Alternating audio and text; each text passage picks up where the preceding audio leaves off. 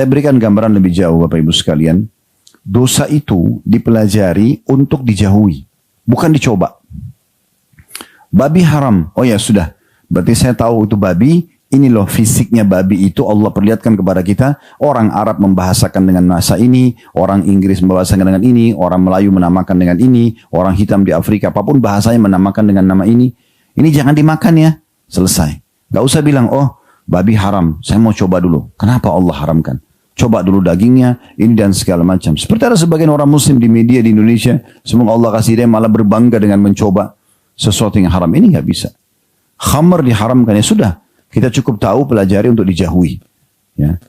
Begitu juga dengan zina, begitu juga dengan apa saja yang dilarang dalam agama, maka tujuannya dipelajari untuk dijauhi. Dan amal saleh, ketaatan-ketaatan dipelajari untuk diterapkan, dipraktekkan. Dosa ini ibaratnya seperti racun. Kalau kita rasionalkan, kita memiliki satu gentong susu steril, sebenarnya sehat buat tubuh kita. Tapi Bapak Ibu tetesin satu tetes racun. Rusak gak kira-kira? Rusak. Nah itu dosa itu. Jadi ada orang gini, dia sholat, dia puasa, dia tutup aurat, tapi dia masih buka pintu dosa. Nah ini seperti satu tetes racun yang rusak ini. Dia tidak sadar sebenarnya satu tetes ini bisa merusak dia. Bisa mengganggu dia. Tapi selalu dianggap remeh. Makin besar dia melakukan pelanggaran agama, maka berarti makin banyak kapasitas daripada racun yang dia masukkan ke susunya. Nah, gitu. Susu ini ibarat kehidupan dia. Ya. Sebenarnya enak-enak saja dia hidup. Tapi dia sengaja membuka pintu-pintu permasalahan. Siapapun yang sedang menghadapi dosa, karena kita semua punya peluang untuk itu. Ada beberapa opsional untuk menghadapi dosa itu. Jadi saya selalu ibaratkan di pengajian seperti kita berada di satu ruangan. Ini anggaplah kehidupan kita ya. Ruangan itu kebetulan jebol dindingnya. Masuklah angin dingin, masuklah nyamuk, masuklah lalat, segala macam. Ada opsi yang pertama, Bapak Ibu hanya pakai selimut saja. Ambil selimut, pakai selimut. Tapi udara masih masuk, nyamuk masih ada, mungkin kita selamat di saat selimut itu saja dipakai. Tapi kalau kita sudah tidur, lupa, kebuka, bisa digigit nyamuk, diganggu lalat, bisa dingin, kan gitu. Nah ini ibaratnya orang yang sebenarnya terbuka peluang dosa depan mata dia, tapi dia nggak berusaha menutup pintu itu. Dia nggak memutus hubungan dengan sumber-sumber dosa itu.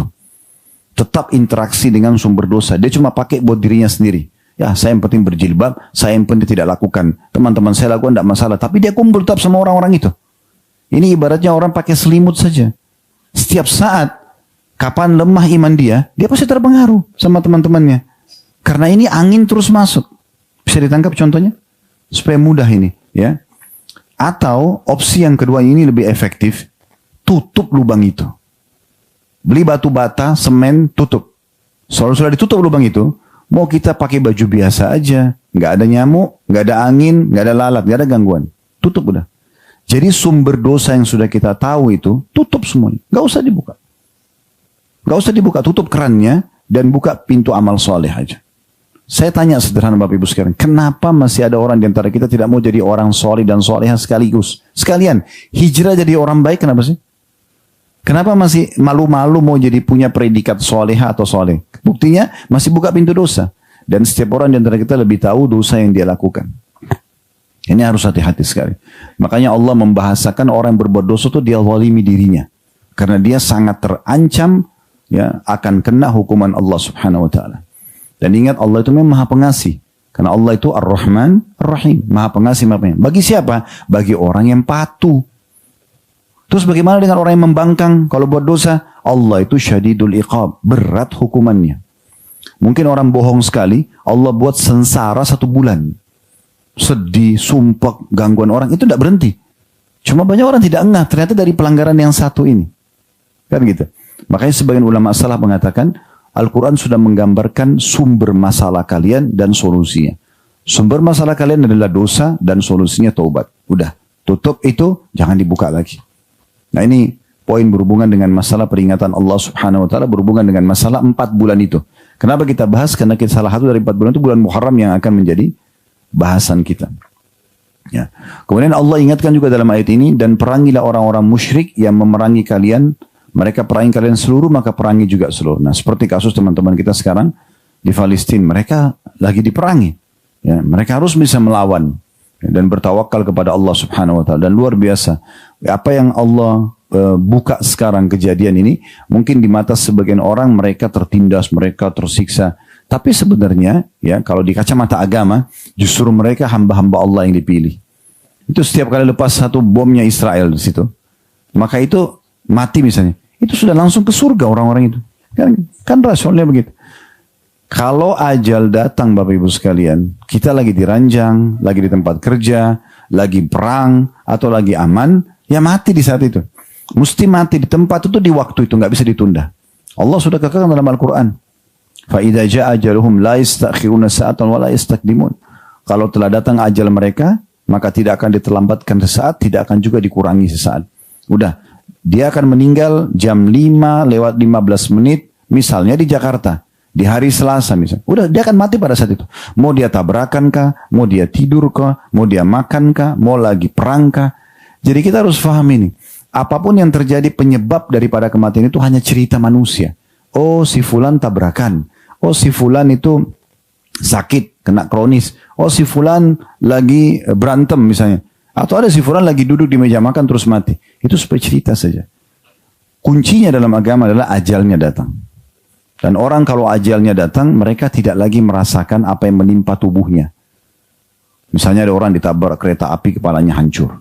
Ada orang tenggelam di lautan, badannya dicabit-cabit ikan habis. Atau ada orang yang naik pesawat meledak. Sama orang yang mati di atas ranjang, sama saja.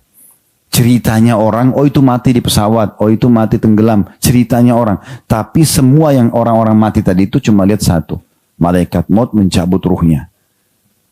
Atau dikenal dengan sakaratil maut. Nggak ada lagi yang lain. Dia tidak lagi bilang, oh kepala saya sakit ditabrak kereta api, nggak ada itu. Nggak lagi bilang, oh ini badan saya sakit dicabit-cabit ikan, atau saya panas kena api, nggak ada lagi. Mereka nggak rasa itu. Dan ini yang difahami oleh para sahabat Nabi Ridwanullah alaihim, sehingga mereka tidak pernah takut kalau diajak berperang, jihad. Mereka tidak takut. Karena mereka tahu, pedang musuh, kalau di masa kita sekarang peluru, bom ini hanya sebab ceritanya orang. Itu kan hitungan detik. Dia kena peluru, dia mati. Dia tidak rasa lagi itu. Yang dia lihat malaikat maut, dan Nabi cuma bilang, menghadapi sakaratul maut cuma dua keadaannya. Orang mukmin akan mudah ruhnya keluar seperti air dari mulut kendi, atau orang kafir yang sulit keluar, berserakan di tubuhnya yang malaikat maut cabut dengan keras, sehingga seperti bulu domba yang dililitkan di pohon buri dan ditarik dengan keras sehingga berantakan bulu domba itu. Jadi nggak ada yang lainnya. Makanya teman-teman kita pun di sana di Palestina lihat kadang-kadang mereka masih senyum. Mereka pada gembira, si ibu bangga anaknya mati. Karena mereka sudah paham ini. Dan ini kesempatan kita mempelajari itu. Allah membuka mata umat Islam, membuka mata dunia. Ya. Walaupun beberapa media mungkin diblok oleh orang-orang Yahudi, tapi ada media-media yang tidak bisa diblok sama mereka. Karena seluruh dunia sudah melihat itu kan. Allah membuka, melihatkan bagaimana iman yang sebenarnya umat Islam. Saya mendapatkan dari beberapa media mungkin tidak terekspos semuanya, tapi sekarang Al-Quran menjadi bestseller di Eropa sama di Amerika. Mereka bingung, ini manusia apa ini di Gaza ini? Bisa dibom rumahnya, dia masih ngobrol sama tetangganya, anak-anak masih bisa tidak mau menyatakan saya tidak mau keluar dari sini walaupun mereka membunuh kami semuanya, ibu-ibu gembira dengan mati anaknya dan segala macam.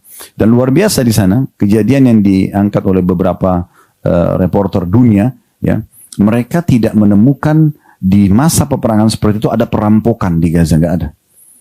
Sampai ada kejadian diambil diliput, ada satu toko jual kebutuhan harian, itu kena bom setengahnya, hancur setengahnya enggak. Orang-orang di situ dalam kondisi perang, mereka masih nunggu di depan toko, bawa uang seadanya mau beli dari pemilik toko sisa yang masih ada. Mereka enggak ambil. Sampai mereka bandingkan dengan kejadian di Amerika, di Eropa, sedikit aja kekacauan, udah tokonya orang dirampok semua. Kan? Kejadian yang unik lagi, mereka dengan ribuan orang yang mati, sekarang sudah mencapai di atas 8 ribuan gitu ya. Orang meninggal mati syahid itu Allah pilih mereka, semoga Allah terima gitu. Mereka tidak temukan satupun bau bangkai. Nggak ada bau. Bahkan mereka cuplikan tidak direkayasa, ini bau wangi, mereka keluar begitu. Padahal ini orang mati semua di situ. Kan gitu. Tapi kuasa Allah SWT. Dan sekian banyak. Jadi Allah membuka banyak hal dengan hikmah ini. Dipilihlah orang-orang itu mati syahid dengan kuasa Allah.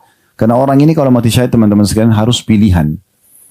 Kalau kita ini semua masuk perang nih, kita semua masuk perang, tapi kita masih ragu. Aduh, saya takut mati. Allah nggak matikan. Nggak usah khawatir, nggak bakal mati. Iya, benar. Karena yang mati itu yang Allah pilih. Saya kasih contoh banyak. Abdullah bin Haram, kalau tidak pernah dengar nama orang ini, Abdullah bin Haram radhiyallahu anhu ini adalah sahabat yang pertama mati syahid di perang Uhud. Dia waktu dengar, kan Uhud itu terjadi 16 Syawal hari Sabtu, waktu duha. Tahun 3 Hijriah. Hari Sabtu. Hari Jumatnya Nabi sudah iklanin. Besok kita akan berperang. Abdullah bin Haram ini kalau pernah dengar sahabat Nabi namanya Jabir. Biasa baca hadis dari Jabir. Mungkin ada hadis lewat juga nanti kita baca dari Jabir radhiyallahu anhu.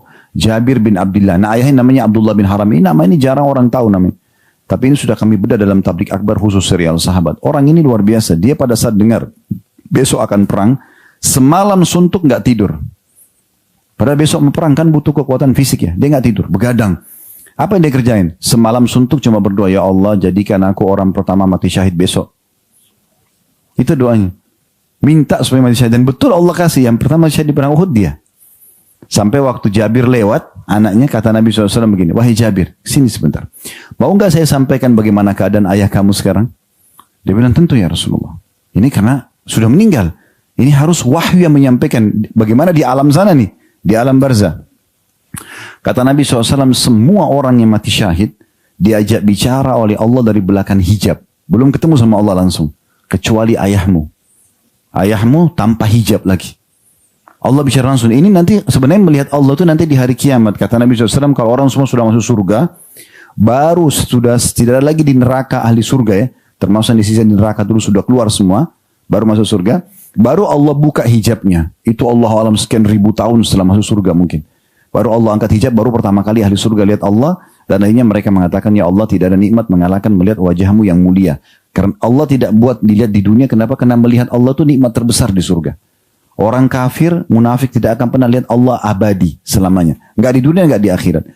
Tapi orang beriman akan lihat Allah di surga. Cuma Abdullah bin Haram, karena dia semalam suntuk doa terus. Ya Allah jadikan saya pertama orang mati syahid. Minta dengan menggebu-gebu, Allah kasih dia. Lalu Allah ajak bicara tanpa hijab. Langsung dia ketemu sama Allah. Ini luar biasa. Belum di surga sudah lihat gitu. Lalu Allah berfirman, kata Nabi SAW kepada ayahmu, wahai hambaku minta, apa yang kau mau? Tapi pada saat orang meninggal, kan hijab matanya sudah diangkat ya. Sudah diangkat. Jadi yang tidak nampak kayak malaikat, sudah nampak surga dan neraka, nampak apa yang Allah janjikan dari balasan amal, dari hukuman perbuatan dosa, itu nampak semua nanti, terbuka semuanya. Gitu kan. Maka dia mengatakan, karena dia sudah lihat surga, dia akan masuk surga, dia juga akan selamat dari neraka. Dia bilang, ya Allah, saya mau apa lagi? Setelah engkau masukkan aku ke dalam surga, dan engkau ya selamatkan aku dari api neraka. Karena dia lihat surga, dia lihat neraka gitu. Maka Allah mengatakan, mintalah wahai hambaku. Kata Nabi SAW, Allah terus mengatakan pada ayahmu, mintalah. Sampai karena ayahmu sudah tidak tahu lagi harus menolak seperti apa. Maka ayahmu mengatakan, kalau begitu ya Allah, aku minta. Kembalikan aku ke dunia untuk dibunuh lagi.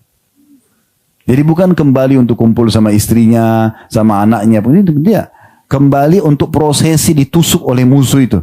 Karena dia tahu begitu mati, kena peluru misalnya kayak orang-orang Indonesia. Itu pada saat itulah dia mendapatkan apa yang Allah janjikan. Diberikan pahala melimpah, diampuni dosanya, bisa berikan syafaat 70 keluarganya. Ini kejadian hitungan detik aja nih. Toh juga kita akan mati kan. Begitu. Maka Allah mengatakan sudah menjadi peraturanku, tidak mungkin lagi orang yang mati dihidupkan. Gak bisa. Kalau begitu ya Allah, dia kata dia kembalikan, beritakan kepada orang-orang yang belum menyusul, belum tahu ini mati seperti ini, beritahukan kepada mereka, jangan takut, jangan sedih. Ya, ini sudah luar biasa. Mereka akan mendapatkan apa yang saya dapatkan. Terus Allah SWT dalam beberapa riwayat mengatakan, itu akan disampaikan. Lalu dia mengatakan, kalaupun saya tidak bisa kembali untuk mati lagi, bisa nggak saya kembali hanya untuk menyampaikan ini saja?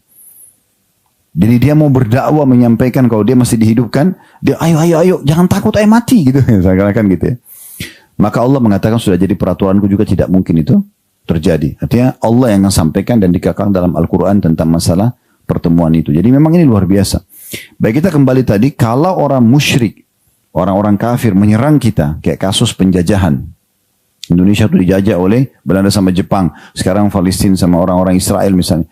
Maka di situ mereka berperang, ya, melawan. Dan itu kesempatan emas mereka mencari masalah jihad itu ya, atau pahala mati syahid itu. Itu Allah katakan. Ya. Kemudian terakhir ayatnya dikatakan, وَقَاتِلُ مُشْرِكِينَ كَافَةً كَمَا يُقَاتِلُونَ كَافَةً وَاعْلَمُوا أَنَّ اللَّهَ مَعَ الْمُتَّقِينَ, dan ketahuilah Allah akan bersama selalu dengan orang-orang yang bertakwa. Makna bertakwa adalah orang-orang yang beriman dan patuh kepada Allah Subhanahu wa taala. Baik. Kita sekarang fokus ke masalah bulan Muharramnya. Bulan Muharram punya banyak keutamaan ya, secara khusus tentunya karena dia salah satu dari 4 bulan yang dimuliakan. Dan Abdullah bin Abbas menekankan tentang masalah di bulan yang disucikan ini, artinya keharaman melebihi bulan-bulan yang lain. Pada bulan-bulan ini dosa-dosa akan lebih besar hukumannya dan perbuatan kebaikan akan lebih besar pahalanya. Ya, seperti itu. Nah, bulan Muharram ini sendiri disebutkan apa saja ibadah yang Bapak Ibu kerjakan, apa saja. Kayak sholat 5 waktu yang wajib-wajib ya misalnya. Kemudian apalah bakti sama orang tua yang wajib-wajib. Mungkin para ibu-ibu taat sama suaminya selambungkan kemaksiatan, menjalankan tugas mendidik anak misalnya ya. Menjaga keamanan, tidak mengganggu orang lain, hal-hal yang diwajibkan. Maka itu akan lebih besar pahalanya kalau kita kerjakan dibandingkan bulan-bulan selain 4 bulan ini, diantaranya Muharram. Jadi kalau kita biasa sholat 5 waktu, misalnya bulan Safar, Rabiul Awal, Rabiul Tsani tadi ya, bulan 2, bulan 3, bulan 4, itu semuanya sampai bulan 6, Jumadil Ula, Jumadil Tsaniyah, nah itu semuanya pahalanya standar. Begitu masuk bulan Rajab, maka berlipat ganda langsung. Yang biasa kita kerjakan saja gitu. Ya. Begitu juga berhenti lagi di bulan Sya'ban, bulan Ramadan naik lagi dia. Syawal turun lagi. Kemudian naik lagi bulan Zulqa'dah dan bulan Muharram naik lagi penilaian pahalanya. Ya, jadi pelipatan ganda pahala. Nah, cuma memang di sini perlu digarisbawahi yang berbahaya adalah dosa-dosa juga akan dilipat gandakan hukumannya. Ya, jadi memang ini akan ada pelipat gandaan hukuman. Dan saya sudah bilang jangan dianggap remeh tentang hukuman Allah Subhanahu Wa Taala. Karena bisa saya satu dosa sudah cukup menghilangkan banyak sekali fasilitas yang Allah kasih, atau bahkan Allah datangkan hukuman yang sebenarnya kalau kita fikir-fikir, 1 kali bohong, kita 1 bulan selalu merasa sedih, ini kan luar biasa balasannya. Mungkin hanya hitungan 1 menit atau 2 menit orang ngomong salah misalnya, dia ngomong bohong, tapi begitu luar biasa hukuman yang datang kepada dia. Ya, bisa saja hilangnya kenikmatan ibadah atau datang hukuman secara fisik kepada kita. Sebagaimana Abdullah bin Umar radhiyallahu anhu mengatakan, aku pernah melakukan 1 dosa kecil. Sudah cukup Allah haramkan aku tidak bisa hadir subuh berjamaah di masjid 1 bulan. Ya. Dan termasuk hukuman Allah Subhanahu Wa Taala adalah teralihkannya hati seorang hamba dari ketaatan. Makanya pernah ada orang datang kepada Hasan Basri mengatakan begini. Hasan Basri seorang ulama tabi'in. Wahai imam, saya ini sudah sekian tahun buat dosa, saya tidak pernah merasakan ada siksaan di fisiknya. Gak pernah sakit, gak pernah ganggu orang. Gitu kan. Gak pernah ada masalah. Dia bilang bisnisnya juga berjalan. Kata Hasan Basri, kamu keliru. Kamu justru sudah ditimpa musibah dan hukuman yang lebih berat daripada apa yang kamu sangka. Ya, karena tingkatan ujian dari dosa itu hilang, yang paling besar hilangnya kenikmatan ibadah, baru kemudian di bawahnya adalah gangguan fisik yang datang. Ya, jadi Hasan Basri jelaskan, saya mau tanya, selama sekian tahun kamu bisa sholat on time, azan langsung sholat? Dia bilang tidak pernah. Kemudian kamu bisa sholat malam bangun? Dia bilang tidak bisa. Kamu selama bertahun-tahun ini bisa baca Quran? Dia bilang tidak. Kamu jaga bisa zikir pagi petang? Dia bilang nggak bisa. Kemudian kamu bisa bakti sama orang tuamu? Tidak bisa. Jadi banyak hal. Kamu bisa sedekah? Dia bilang nggak bisa. Kata Hasan Basri, itulah ya siksaan yang paling berat datang kepadamu. Karena umumnya umat-umat sebelum kita, pada saat Allah SWT mau binasakan, Allah hilangkan kesempatan ibadahnya. Dan mereka merasa bangga dengan dosanya. Kaum Ad, kaumnya Nabi Hud, ya. Kaum Thamud, kaumnya Nabi Saleh, gitu kan. Kemudian kaumnya Nabi Lut, kaumnya Nabi Ibrahim, yang tepatnya Namrud, kaumnya Nabi Musa, Fir'aun, itu 3-4 hari sebelum Allah siksa, Allah tambah sehatkan badannya, Allah limpahkan rezekinya. Ini bahaya sekali. Makanya kata Nabi SAW, kalau kau melihat nikmat Allah melimpah pada seorang hamba yang melakukan dosa, maka ketahuilah itu adalah tahapan siksaan, supaya mereka makin lalai dan makin berat hukuman yang datang kepada mereka. Baik, di bulan Muharram ini, selain kita disuruh tinggalkan dosa, juga kita dianjurkan untuk memperbanyak ibadah.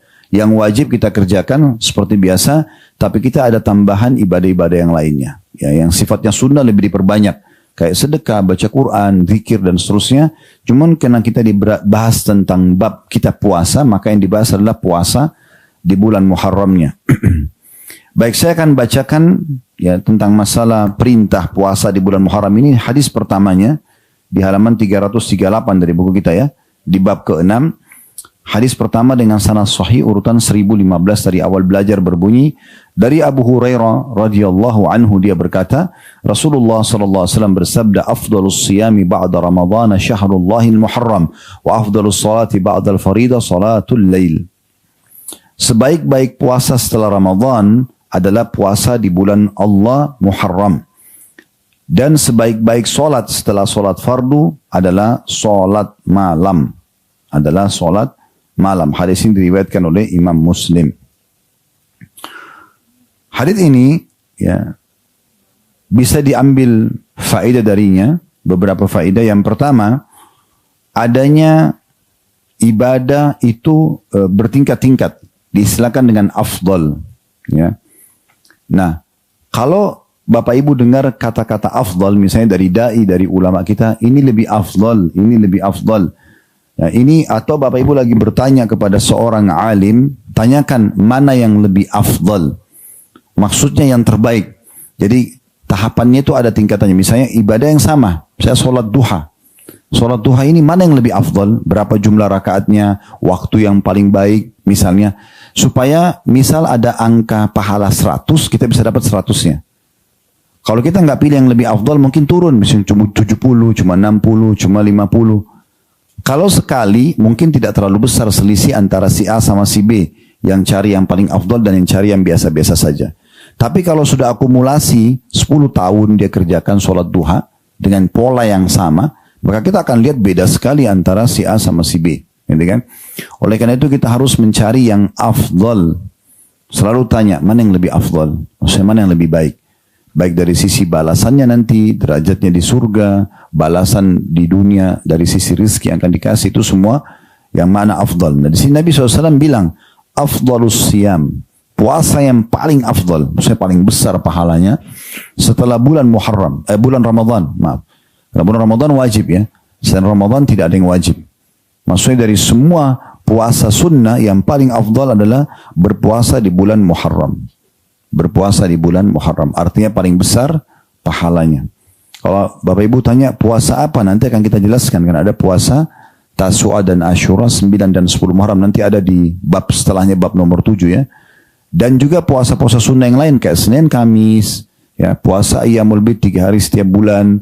Ini semua kalau kita kerjakan dibandingkan bulan-bulan lain paling afdal, paling besar pahalanya dikerjakan di bulan Muharram. Makanya penting sekali untuk mengetahui ya kita berada di bulan berapa sekarang di bulan Hijriah. Kalau kita nggak tahu ini repot gitu kan. Kita akan kehilangan banyak sekali kesempatan pahala. Jadi ini yang pertama. Jadi kalau melakukan ibadah cari yang paling afdalnya. Dan selama bisa kerjakan. Sholat malam yang biasa saja 2 rakaat salam selesai. Witir 1. Afdalnya gimana? Nabi SAW mayoritas kerjakan 8 rakaat sholat malam, 3 rakaat witir. Itu afdalnya. Kalau si A sama si B, si A mengerjakan 11 rakaat sesuai dengan yang paling afdal. Si B cuma ambil yang mudah buat dia. 2 rakaat saja setiap malam, udah 1 rakaat witir cukup misalnya. Mungkin saya bilang tadi, kalau 1 hari mungkin tidak terlalu kelihatan perbedaannya. Tapi kalau si A sama si B ini berjalan sudah 10 tahun, ini sholat malamnya selalu 11 rakaat, ini cuma 3 rakaat. Berbeda nggak kira-kira? Beda dan nampak sekali. Nah itu yang dimaksud dengan potongan awal ini. Afdal artinya kejar. Jangan sia-siakan. Supaya kita tidak malas teman-teman sekalian, saya ingin berbagi sebuah tips. Pahami ini. Kalau kesempatan ibadah itu tidak akan terulang. Tidak akan terulang. Contoh misal, tadi malam ada di antara kita yang tidak sempat sholat malam. Apakah dia berdosa? Enggak. Kan sunnah gitu kan. Maksudnya dia dikerjakan dapat pahala, tidak dikerjakan tidak berdosa. Tetapi kalau misalnya dia hadir di majelis ilmu seperti ini, lalu dia dengarkan tentang masalah keutamaan sholat malam misalnya. Terus dia termotivasi mau mengerjakan. Kira-kira dia bisa enggak kembalikan waktu dia untuk sholat malam tadi malam. Gak bisa. Misal contoh, ini contoh saja. Tadi malam misal tanggal 7. Misal contoh saja. Ini tanggal bukan tanggal hari ini ya. Kalau misalnya tadi malam itu tanggal 7, misalnya jam mulai malam, awal malam atau pertengahan malam sudah, atau sepertiga malam lah. Sepertiga malam misalnya masuk jam 12 sampai jam azan subuh jam 4 misalnya. Maka ini yang paling afdal. Ini waktu tidak bisa dia kembali. Nggak bisa dia kembali. Jadi akan dicatat selamanya di buku amal dia tidak sholat malam di waktu itu. Nggak bisa diperbaikin sama dia. Jadi kalau ada teman dia atau kerabat dia yang sholat tadi malam, tahajud, maka dengan dia beda derajatnya. Apakah dia bisa mengejar sholat-sholat mereka datang? Itu urusan dia akan coba kerjakan. Tapi hari ini, tadi malam dicatat tidak ada sholat malam. Nah, itu tidak bisa diperbaikin. Contoh yang lain misalnya, orang mau sholat berjamaah di masjid. Antara orang yang sebelum azan sudah siap-siap, kemudian dia ke masjid, dia masuk azan, udah. Dia masih bisa sholat qobliyah, dia berdoa mustajab antara azan dan iqamah, tidak kehilangan takbiratul ihram pertama imam. Oke, dia masuk lah. Ini yang afdalnya. Ada orang datang, begitu dengar azan, dia baru wudu. Sehingga ketinggalan sholat qobliyah. Ketinggalan kesempatan berdoa ijabah yang mustajab. Kemudian bisa saja ketinggalan juga takbiratul ihram imam. Karena imam begitu Allahu Akbar, orang kalau ngikuti dari belakang Allahu Akbar, malaikat sudah catat pahalanya tuh. Karena sudah mulai berjamaah dia. Iftitahnya. Kalau ada orang datang pas waladhdallin amin. Dia takbir Allahu Akbar. Dia kehilangan iftitah, kehilangan takbiratul ihram pertama imam, kehilangan iftitah, kehilangan al-fatihah. Ini sudah beda pahalanya dengan orang yang awal. Dan uniknya tidak bisa diperbaikin. Jadi orang yang sudah tiba waladhdallin misalnya, dia nggak bisa bilang sama imam kembali dong ke awal. Saya ingin supaya malaikat catat. Tidak bisa. Sampai hari kiamat, hari itu dicatat dia kehilangan takbiratul ihram pertama imam. Tidak bisa diperbaiki. Jadi peluang ibadah itu nggak bisa terulang. Bisa kita kerjakan untuk kedepannya, tapi yang sudah lewat nggak bisa diperbaiki. Beda dengan dosa ya. Kalau kita buat pelanggaran agama, misalnya ada orang buat dosa, naudzubillah 3 tahun, 4 tahun, 5 tahun, 50 tahun dia buat dosa. Satu hari setelah itu, misalnya di tahun 51 dia taubat, hitungan menit dia nasuha, dia tulus, bersih dosanya. Udah selesai. Dia nggak akan dihukum sama Allah. Tapi bedanya dia sama orang yang justru sibuk ibadah, dia tidak buat dosa, maka beda di derajat nanti di surga. Itu tidak bisa diperbaiki. Itu tidak bisa diperbaiki. Jadi tentukan sebelum terlambat, sebelum ajal datang, derajat-derajat tinggi di surga yang bisa kita raih. Ya, di hari kiamat itu ada 3 golongan yang menyesal. Yang pertama adalah orang-orang kafir, orang munafik, dan orang musyrik. Kenapa mereka tidak beriman di masa di dunia? Yang kedua adalah para pelaku dosa yang dosanya lebih berat daripada amal baiknya. Dosanya 100, amal baiknya 90. Masuk neraka dulu. Dicuci dulu yang 10 itu. Allahu alam berapa lama, gitu kan? Ini juga nyesal dia. Coba dulu saya tobat ya. Satu aja. Misalnya dosanya 100, amalnya 101. Masuk surga. Tapi telat, nggak bisa lagi. Nah, yang ketiga yang kita garis bawahi. Ada orang-orang yang nanti masuk surga, tapi dia juga masih nyesal. Udah masuk surga. Kenapa? Karena dia lihat orang-orang dapat derajat yang tinggi, yang dulu sama dengan dia umurnya. Mungkin tetangganya, mungkin kerabatnya. Tapi ibadahnya lebih afdal. Cuma tidak bisa diperbaiki lagi. Udah nggak bisa. Dia cuma bisa lihat saja. Makanya Nabi SAW mengingatkan, memotivasi umatnya sambil mengatakan, demi zat yang jiwaku dalam genggamannya. Waktu itu Nabi SAW lagi jalan dengan para sahabat dan langit lagi terang dan bintang lagi gemerlapan. Lagi terang sekali langit. Kata Nabi SAW, kalian lihat bintang-bintang itu? Kata para sahabat, iya. Kata Nabi SAW, demi zat yang jiwa Muhammad dalam genggamannya, nanti di surga kalian akan lihat dari istana kalian, ada istana-istana ahli surga seperti kalian lihat bintang-bintang itu. Jauh sekali jaraknya dari kalian. Dan kalian cuma bisa lihat cahaya terang. Kalian tidak tahu fasilitas di sana seperti apa. Tapi jelas lebih baik daripada kalian. Maka para sahabat mengatakannya, Rasulullah, apakah yang anda maksud itu adalah istananya para nabi-nabi dan rasul? Kata Nabi SAW, tidak demi Allah. Itu adalah istana orang-orang soleh dari umatku. Mereka akan dapat di sana. Cuman penentuannya sekarang. Bukan di akhirat. Kalau di akhirat kita baru bisa tentuin, ya Allah saya mau derajat itu. Kan enak. Tapi saya tidak. Ditentukan sekarang. Jadi hati-hati sekali, ini poin penting ya. Dia sangat sensitif, harus difahami. Kalau peluang ibadah tidak bisa terulang dan di saat kita kerjakan yang terbaik. Karena tidak bisa terulang. Ini sulit sekali. Dan pada saat luput satu kali, luputlah selamanya. Baik kita luput kerjakan atau luput afdaliyahnya. Ya, ini yang dimaksud dalam potongan awal hadis ini. Baik, kemudian yang kedua, adanya, ini pelajaran yang kedua, faedah kedua ya. Adanya keterangan bahwasanya puasa yang paling baik adalah Ramadan. Ya, tentu di sini karena yang paling afdal setelah Ramadan adalah Muharram ya. Tapi ada keterangan juga di sini bahwasanya puasa yang paling baik adalah Ramadan. Oleh karena itu fokus kepada hal-hal yang wajib lebih daripada yang sunnah, gitu kan? Kalau amal sunnah aja kita harus kejar, misalnya sholat malam maksimal, sholat duha maksimal, baca Quran, maka yang wajib harus lebih maksimal. Jangan sampai ikan paus luput, ikan teri dapat. Ada orang begitu, sholat malam iya, tapi subuhnya kebablasan. Nah ini keliru juga, gitu kan? Harusnya dia bisa mengatur semuanya. Karena sholat subuh itu ibarat ikan paus, sholat malamnya cuma ikan teri. Ya, ini jangan sampai luput. Makanya kata Nabi SAW dalam hadis qudsi Allah berfirman, sesungguhnya tidak ada yang lebih aku cintai dari apa yang hambaku lakukan dibandingkan apa yang aku wajibkan pada mereka. Kemudian baru Allah mengatakan, dan seorang hamba terus dekatkan diri kepadaku dengan amal sunnah sampai aku mencintainya. Tapi yang paling Allah cintai adalah sholat wajib. Artinya begitu kita ibadah wajib, begitu kita kerjakan puasa Ramadan, haji, sholat 5 waktu, zakat, ini yang wajib-wajib dan kita maksimalin ini langsung bisa meraih cinta Allah.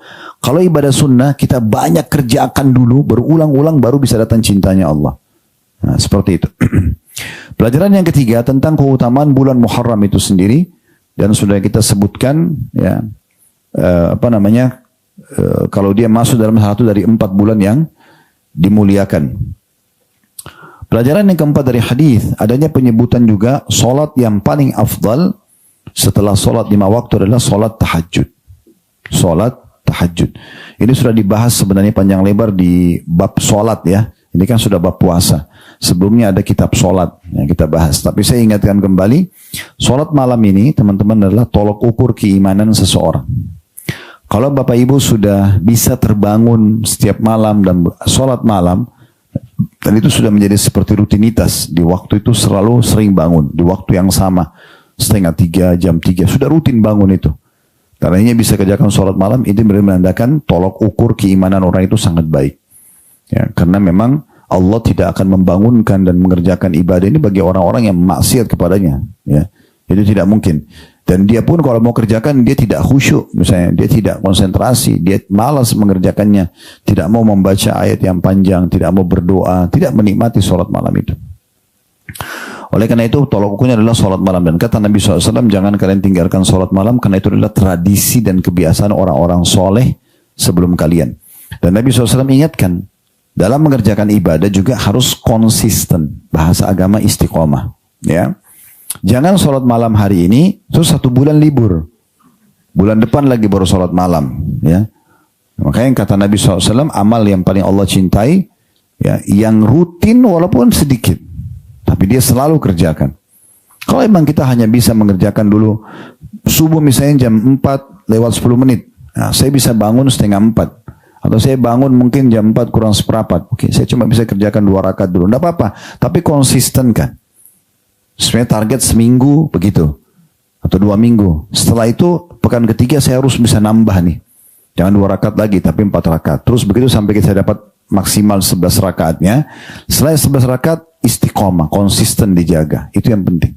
Untuk menjadi juara 1 di sekolah atau juara 1 dalam perlombaan, itu semua orang bisa dapat. Tapi mempertahankan juara 1 atau ranking 1 itu butuh perjuangan. Itu namanya istiqomah. Ya. Ini yang dimaksud dengan sholat malam itu adalah sholat yang paling afdal. Ya. Dan itu sudah menjadi kebiasaan orang-orang soleh sebelum kita. Mereka selalu menjaga sholat malamnya.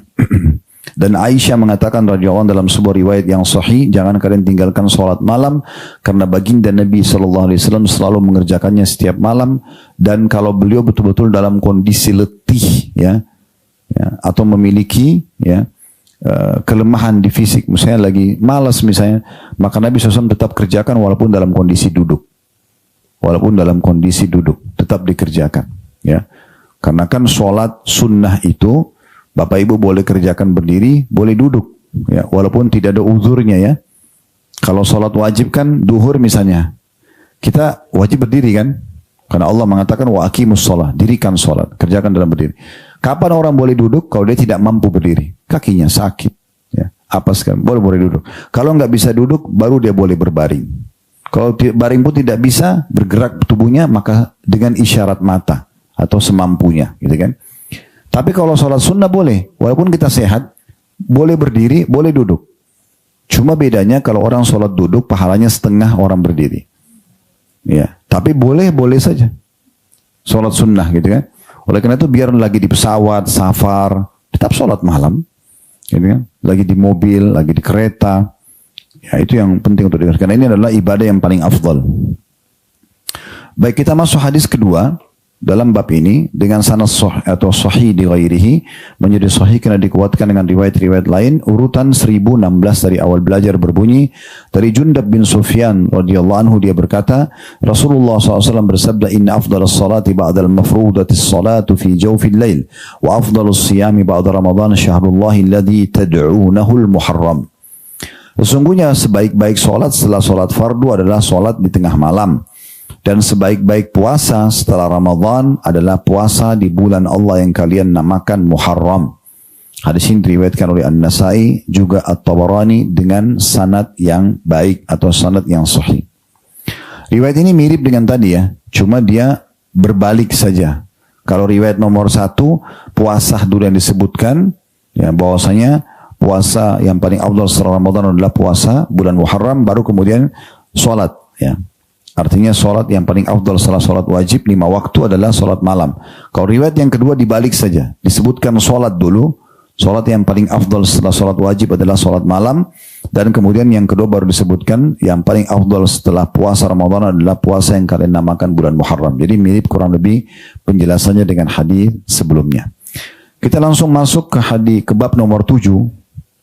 Tentang jenis puasa yang dianjurkan di bulan Muharram, yang dikenal dengan puasa Ashura. Diambil dari kata-kata Asyarah yang berarti 10, tanggal 10 Muharram. Ya, tanggal 10 Muharram. Nah, puasa ini landasan hukumnya adalah hadis Bukhari. Pernah Nabi SAW menemukan informasi kalau masyarakat Madinah dari kalangan Yahudi, waktu itu ada orang Yahudi tinggal di Madinah, mereka puasa di 10 Muharram. Lalu beliau suruh para sahabat nanya, kenapa mereka puasa?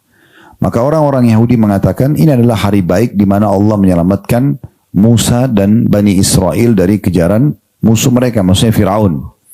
Sehingga Musa pun berpuasa pada hari ini. Jadi Nabi Musa puasa di tanggal 10 Muharram. Kata Nabi SAW, aku lebih berhak meneladani Musa daripada kalian wahai kaum Yahudi. Maka Nabi SAW pun berpuasa hari itu dan memerintahkan semua muslimin untuk berpuasa. Ya. Jadi hadits ini landasannya kenapa ada puasa Ashura, ya.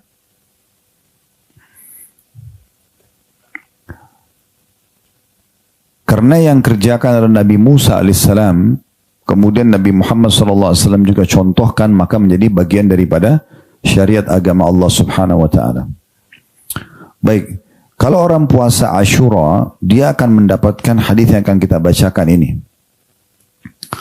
Hadis yang pertama di halaman 339, dan ini semua sebuah hadis ya di sini seingat saya ini. Oh ya, ada 5 buah hadis penyebutan tentang masalah puasa bulan Ashura atau hari Ashura ini, maaf. Hadis pertama ada 2 buah riwayat. Ya. Riwayat yang pertamanya dengan sanad sahih urutan 1017 dari awal belajar berbunyi dari Abu Qatadah radhiyallahu anhu, anna Rasulullah sallallahu alaihi wasallam su'ila an siyami yaumi Ashura faqala yukaffiru sanatal madhiyah. Bahwasanya Rasulullah SAW ditanya tentang puasa hari Ashura, maka beliau menjawab, ia melebur dosa-dosa tahun yang lalu. Tahun yang lalu, maksudnya 365 hari yang lalu dibersihkan dengan 1 hari puasa. Diriwayatkan oleh Imam Muslim dan lain-lain, dan juga dalam riwayat Ibnu Majah bunyi lafadznya. Ini masih di hadis nomor urutan 1 ya. Kata Nabi SAW, siyamu yaumi Ashura inni ahtasibu ala Allah an yukaffira as-sanata allati qablahu. puasa hari Asyura atau tanggal 10 Muharram, sesungguhnya aku memohon kepada Allah agar ia menghapus dosa-dosa setahun yang sebelumnya. Jadi hadits ini luar biasa ya, karena satu hari puasa hanya dari azan subuh sampai azan maghrib, 1 tahun diampuni dosa. Ini menandakan rahmat Allah luas sekali. Ya. Jadi Allah Subhanahu wa taala dengan sedikit amal saja Allah sudah menghapus dosa sekian banyak, ya. Padahal sebenarnya kalau di kehidupan manusia ini satu pelanggaran saja mungkin orang sudah susah memaafkan. Tapi Allah Subhanahu wa taala menyiapkan selain orang itu memohon ampun istighfar kepada Allah, dengan amal soleh dia saja bisa membersihkan dosa-dosanya. Ya. Jadi dari hadis ini kita ambil pelajaran teman-teman sekalian. Yang pertama, adanya perintah untuk berpuasa hari Asyura. Namun karena tidak diikuti dengan ancaman bagi yang meninggalkan, maka hukumnya jadi hukum sunnah. Ya. Dari mana kita bisa bedain ini perintah wajib, ini perintah sunnah? Kalau yang wajib, itu kalau ditinggalkan ada ancamannya. Kayak sholat 5 waktu misalnya. Hadisnya kan jelas. Kata Nabi SAW, pembeda dasar antara kami dengan orang-orang kafir adalah sholat, siapa yang meninggalkan dia telah kufur. Maka ada ancaman kekafiran. Kalau orang sengaja tinggalin sholat dengan membangkang, maka itu ada ancaman. Makanya sholatnya jadi wajib. Puasa Ramadan juga begitu, haji juga begitu. Semua itu ada ancaman-ancamannya. Ya. Tapi kalau perintah dan tidak diikuti dengan ancaman bagi yang meninggalkan, maka hukumnya sunnah. Nah, mirip dengan puasa Asyura ini. Karena disebutkan, Nabi cuma bilang, puasa hari Asyura, ya, itu bisa membersihkan dosa setahun yang lalu. Tapi nggak ada penyebutan, dan yang tidak mengerjakan akan dihukum misalnya. Tidak ada. Maka dia hukumnya jadi sunnah. Kemudian yang kedua tentang keutamaan puasa hari Asyura, sehari itu bisa membersihkan dosa-dosa setahun yang lalu.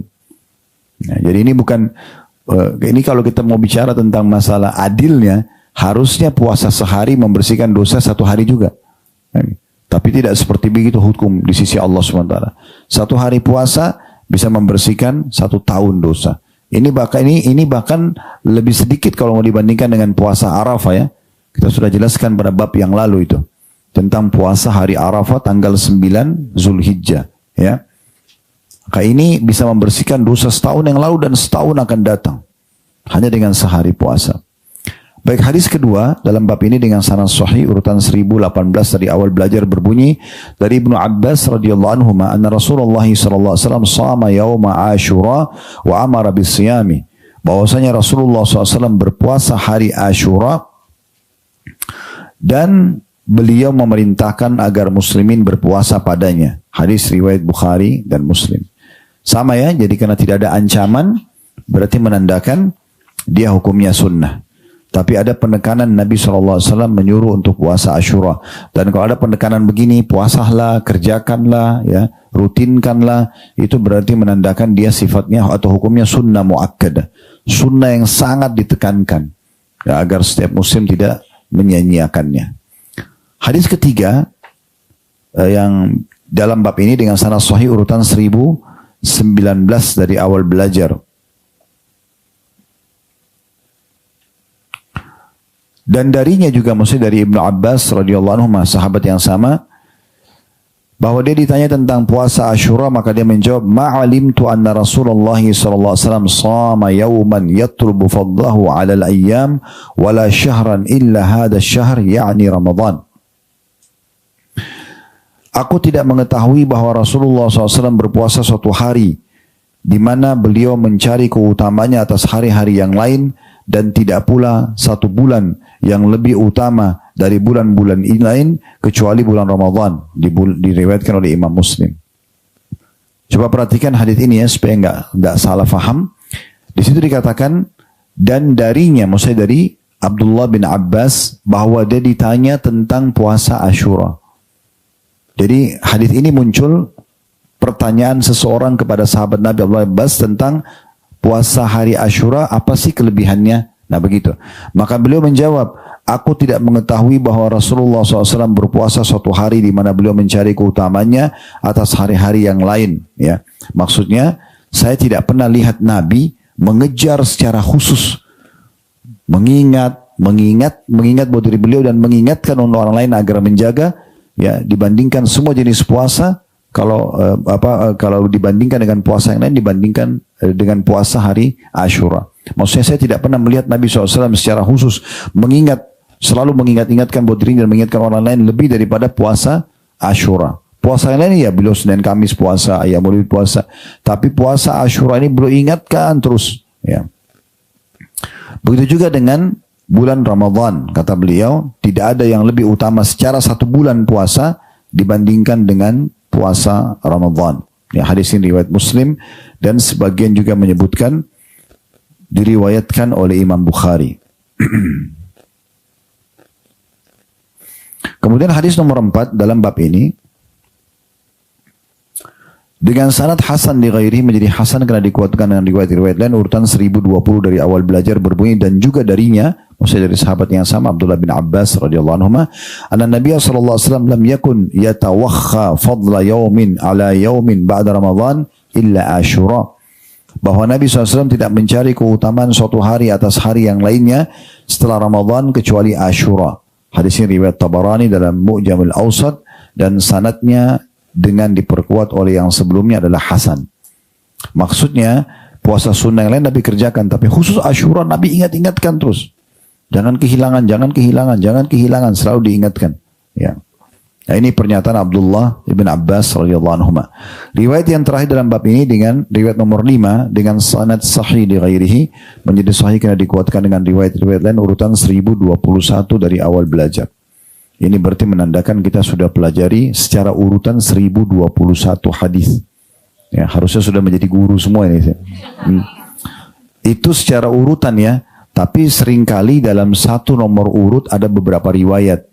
Contohnya misalnya dalam bab ini tadi riwayat nomor 1 ya, urutan nomor 1 ada 2 riwayat gitu kan.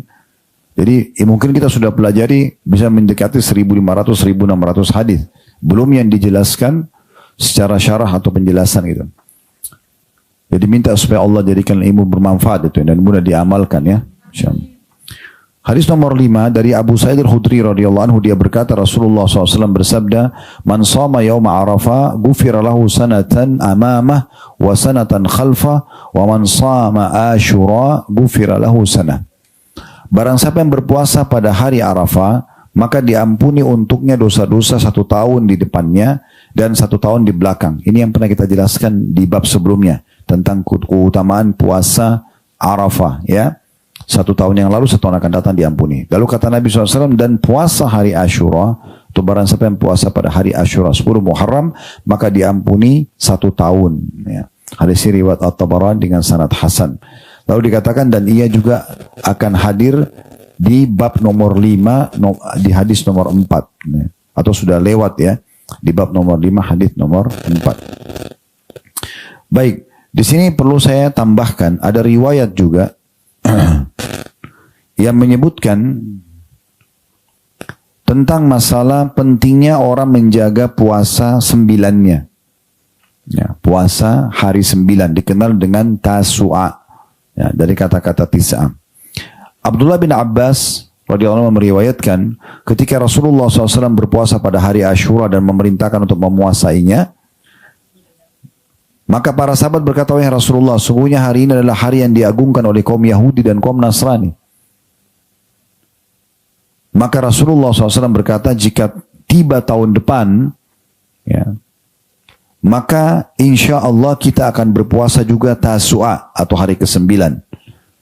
Abdullah melanjutkan mengatakan, belum tiba tahun berikutnya, Rasulullah SAW sudah wafat. Hadis ini riwayat oleh Imam Muslim. Ya. Jadi waktu pertama Nabi SAW mensyariatkan puasa Ashura, itu adalah di tahun terakhir beliau sebelum wafat.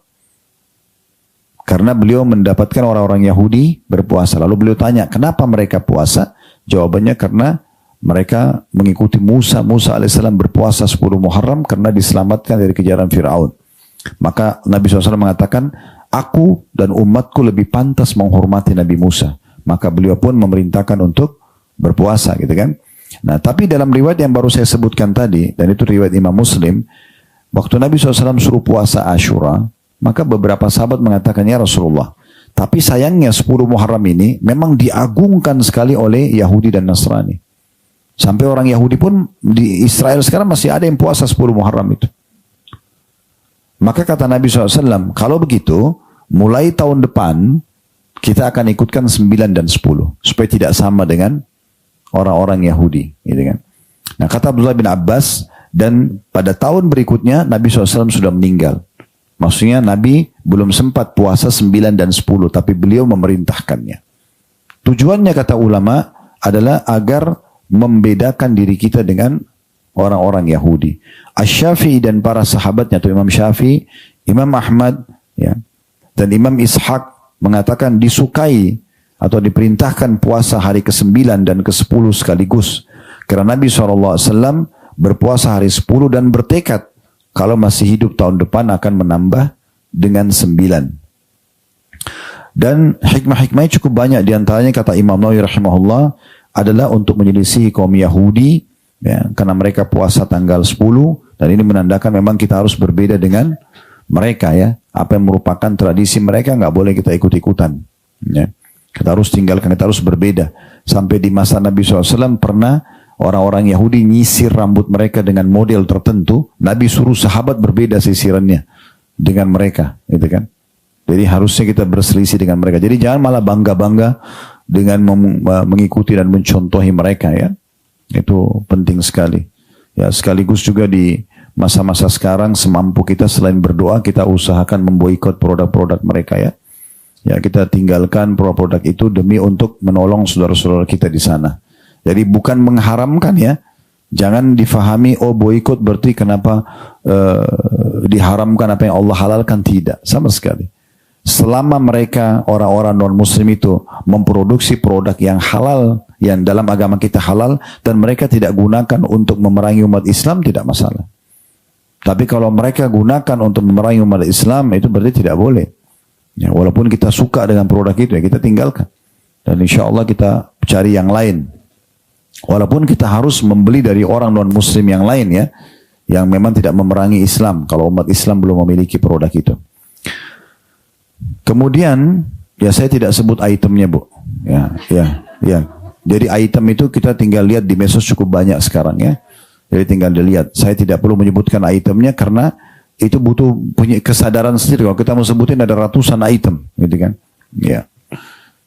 Kemudian juga di antara hikmah kata Imam Nawawi rahimahullah untuk memperbanyak ibadah di bulan Muharram, karena tadi dia puasa yang paling afdal. Kalau Nabi cuma suruh tanggal 10, berarti tanggal 10 saja. Tapi karena Nabi buka pintu tanggal 9, berarti kita bisa memperbanyak di bulan Muharram yang tadinya memang lebih afdal orang puasa di saat itu. Nah, itu diantara hikmah. Kemudian yang ketiga kata beliau, kehati-hatian. Karena di sebagian wilayah kan ada perbedaan tanggal hijriah. Kayak kita biasa, ya, Saudi lebaran lebih dulu, kita telat, kan itu gitu. Jadi kalau ada 9-10, ternyata kita puasa tanggal 9-nya itu sudah masuk 10, sudah dapat, ya, gitu. Karena kita sudah niatkan puasa di bulan Muharram. Jadi seperti itu gambarannya, walaupun lebih cenderung kata para ulama umumnya itu karena agar bertolak belakang dengan orang-orang Yahudi itu sendiri, ya. Dan boleh secara hukum kalau ada orang hanya mau puasa Asyura saja, tanggal 10-nya saja. Tetapi saya bilang tadi, ya, afdalnya 9 dan 10. Dan kalau kita sudah bicara afdal, maka jangan disia-siakan. Itu poin penting. Afdal berarti kita harus kejar karena dia lebih besar pahalanya.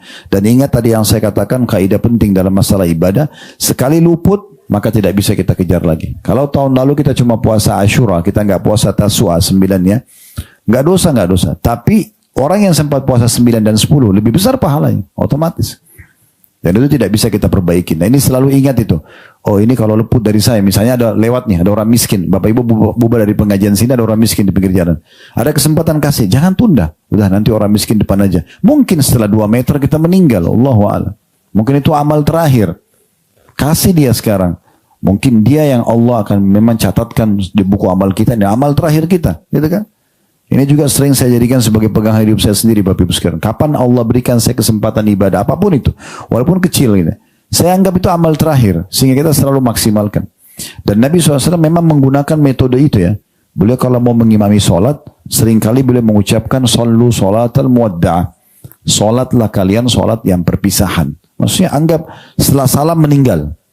Nah, gitu. Sehingga kita selalu maksimalkan kehusyuannya. Ya, kalau seandainya dokter bilang begini, ya kalau umur ibu atau bapak ya tinggal setengah jam. Dan secara medis setengah jam sudah meninggal nih. Lalu kita masih hidup nih. Terus kita ada kesempatan sholat. Kira-kira bagaimana khusyuknya? Tahu ini sebentar lagi mau mati. Tapi sayangnya orang lebih banyak percaya sama dokter daripada Al-Quran dan Sunnah. Al-Quran dan Sunnah mengatakan orang mati tidak tunggu sakit. Jadi kita harus selalu menganggap diri kita ini setiap saat kita meninggal. Ya, makanya Hasan Basri mengatakan, wahai anak Adam, kau ini hanya hitungan saja. Hitungan 1 hari, 1 jam.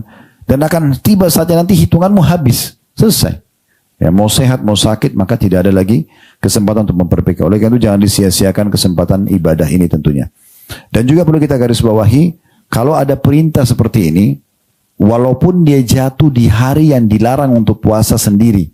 Kayak misalnya kan kita dilarang puasa hari Sabtu sendiri.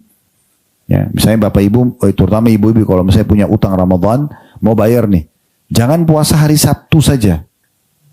Tapi boleh diikuti sehari sebelum atau sehari sesudahnya misalnya. Lebih aman hindari. Karena Nabi SAW mengingatkan itu. Dalam hadis yang sahihnya, hadis ini diriwayatkan oleh Imam Ahmad. Sebenarnya hadis ini dikatakan ya baik oleh Imam Ahmad. Tapi Imam Al-Hakim mengatakan hadis ini sahih berdasarkan syarat Bukhari. Kata Nabi SAW, la tasumu yawma sabti illa fima aftarada alaikum. Jangan kalian puasa hari Sabtu kecuali apa yang telah diwajibkan kepada kalian. Kayak tiba puasa Ramadan pas Sabtu ya kita puasa. Atau kena ayyamul bid 13, 14, 15 misalnya. Atau puasa Ashura pas kena Sabtu nggak masalah. Kita boleh puasa karena pas ada perintah. Yang tidak boleh itu kalau kita mau bayar utang tadi, tapi kita jadikan hari Sabtu yang kita pilih. Ya itu jangan, karena Sabtunya nggak boleh kita puasa, dilarang. Ya, sebagian athar juga menyebutkan termasuk hari Ahad. Karena hari Sabtu adalah hari rayanya Yahudi, hari Ahad adalah hari rayanya Nasrani. Maka kita tinggalkan hari ini khusus kalau kita puasa, kalau dia berdiri sendiri ya. Tapi kalau diikuti sehari sebelum, sehari sudah nggak ada masalah. Atau pas ada perintah. Kayak misalnya pas hari Ashura, hari Sabtu, nggak masalah. Kita puasa pada saat itu. Nah ini kurang lebih gambarannya insya Allah tentang masalah bahasan kita 2 bab ini. Kedepannya insya Allah kita akan lanjutkan di bab ke-8 anjuran puasa Sya'ban, keterangan tentang puasa Nabi padanya dan keutamaan di sini disebutkan nisfu Sya'bannya.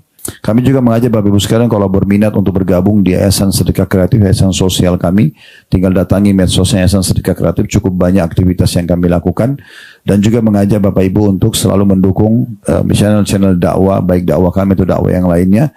Insya Allah ini akan sangat terbuka peluang untuk meraih pahala tentunya. Itu saja, semoga bermanfaat. Kalau ada benar dari Allah SWT, kalau ada salah dari saya mohon dimaafkan. Subhanakallahumma bihamdika asyhadu an la ilaha illa anta astaghfiruka wa atubu ilaik. Wassalamualaikum warahmatullahi wabarakatuh.